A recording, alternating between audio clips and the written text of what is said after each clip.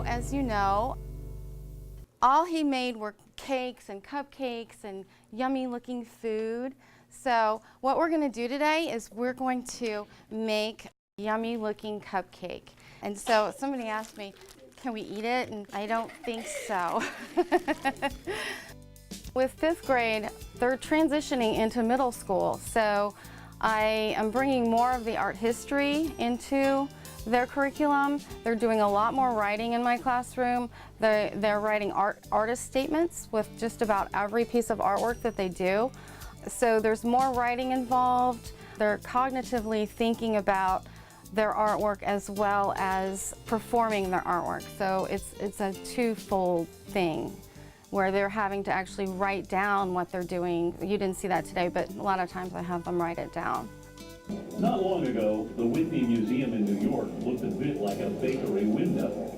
On display, a retrospective of Wayne Thiebaud's remarkable career, featuring his now legendary menu of cakes and pies.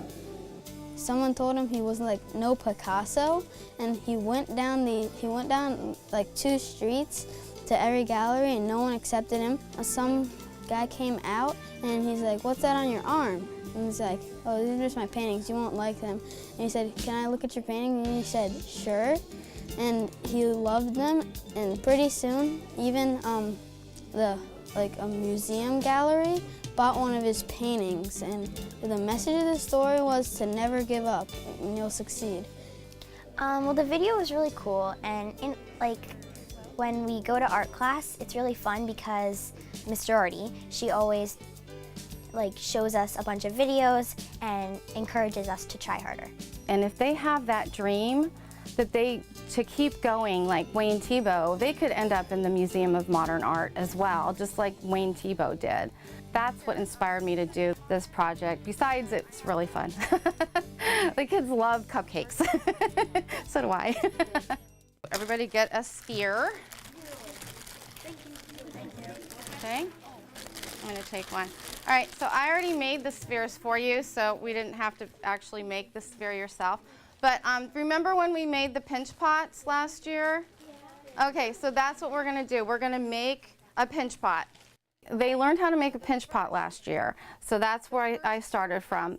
They did have a new technique that they learned this year, which was making the coil, which was pretty easy. They've kind of all done that with Play-Doh since they were 5, so they kind of knew how to do that. But it was just, I knew the 5th graders would be able to problem solve and put that together to make it look like a cupcake without me having to go around and do everybody's.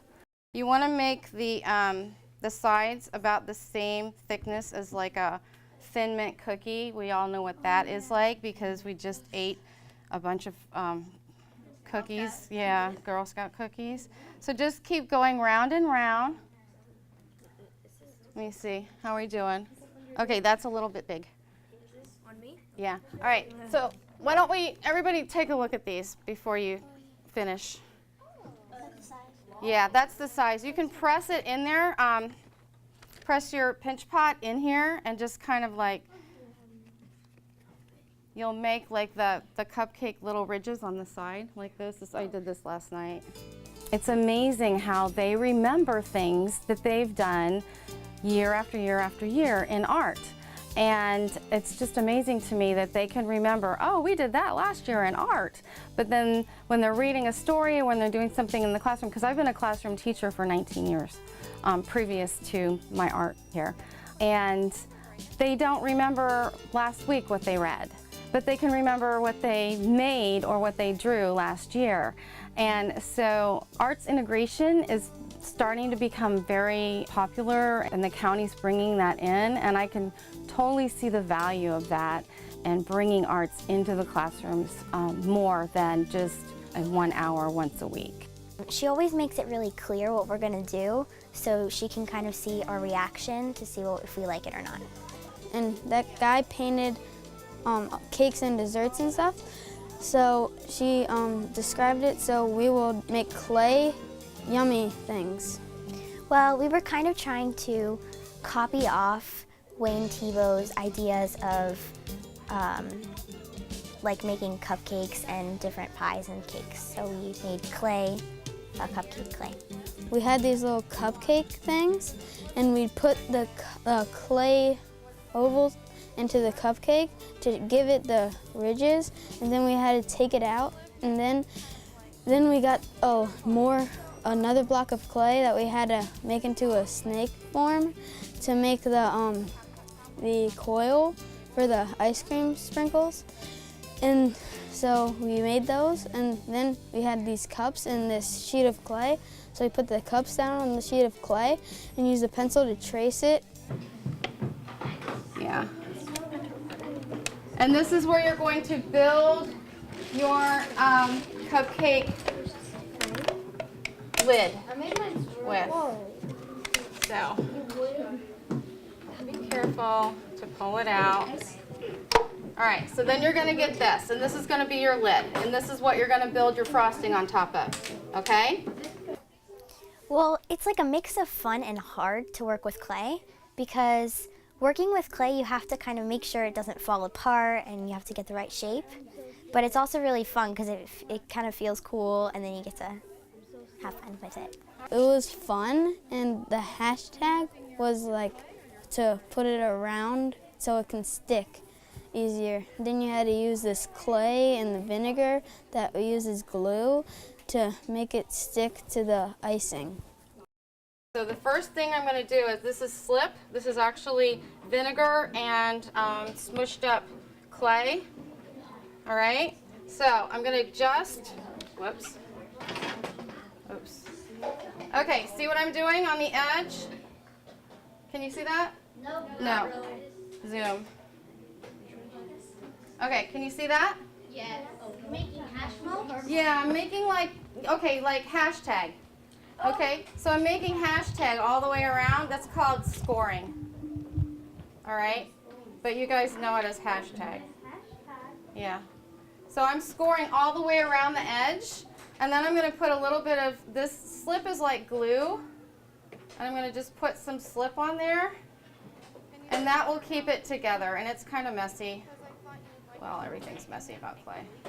Yeah, I use the computer, I use the active board, I embed video, and I use the dot camera a lot when I'm demonstrating. That way they can see things more closely, like when I put it under the dot camera, they can see it up close and really see what I'm doing, rather than them trying to like gather around and crowd around to see what I'm doing. So in that aspect, it's very enhancing.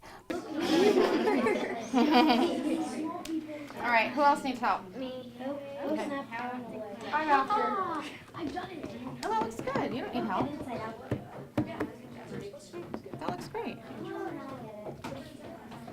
So if you want to make like the top a little bit smoother, you can just stick your finger in the water and just, you can smooth the top out, but don't use a lot of water because it'll make it into mud, because you know that's what clay is, right? It's mud. A lot of times one that's maybe weaker than another will help each other, which is wonderful, because then they're not all dependent on me to go around and help them do what they're doing. So yeah, shoulder partners or face partners. I saw a couple kids, one kid said, I can't get this right, and then another kid said, oh, well, here, let me help you, let me show you what to do. So that's so exciting when they can do that. Someone at my table, they had like this really thick, cool frosting, and I really liked it. And then they complimented on how the outside of mine was really indented, where you could see how it was definitely a frosting wrapper. So they liked my thing. They said it was like pretty good, and so we like shared some clay on the table group. It was fun because like we were all like doing it as a team. And we could like talk to each other, and we had to make our own one. So the last thing you might want to do is like a cherry on top. So make a ball. As I was walking around at the very end, I had one student say, oh, I'm making sprinkles on mine. And then someone else, oh, that's a great idea, I'm going to do that. But they did their sprinkles differently, which was really cool. One was putting little holes in theirs with the pencil and making texture on their icing, and then someone else was actually adding little clay bits as their sprinkles. So they were making sprinkles, but they were different looking sprinkles, which was really awesome. So yeah, at the very end, they were all they were making cherries, they were making their cupcake their own. And then next time, they'll be glazing their cupcake. I like Miss Gerardi as a teacher because she's really sweet and she always encourages you to do different things, and she just never stops trying. She actually does it for us and she helps us a bunch. That she's really nice and she's a good teacher and people will respect her. I see good in everyone, and I see their brilliance in all their special ways. And every kid's special and every kid is brilliant. And especially even the special needs children, they just flourish in my class. They just take off. Their brains are wired differently, and I love that their brains are wired differently, because we wouldn't have artists if we didn't have them. What does that say to you as an artist? You can succeed. Never stop trying. That's right, never stop trying, always believe in yourself, okay? I'm really honored to be Teacher of the Year at Lakeview. That there are so many outstanding teachers here. For them to pick me, I couldn't believe it, but all of my friends that are art teachers, well, everybody, we are all hardworking, and our parking lot is full after hours. And that's the way it is at most schools, and teachers care so much about our children. It truly takes a village to raise them. Not only their homeroom teacher, but the specials teachers and the coaches and the art teachers and the music. It takes all of us to make that child the adult that they become. And it's such a huge responsibility, and everyone that I know, it's our calling. It's what I'm meant to do. I just know.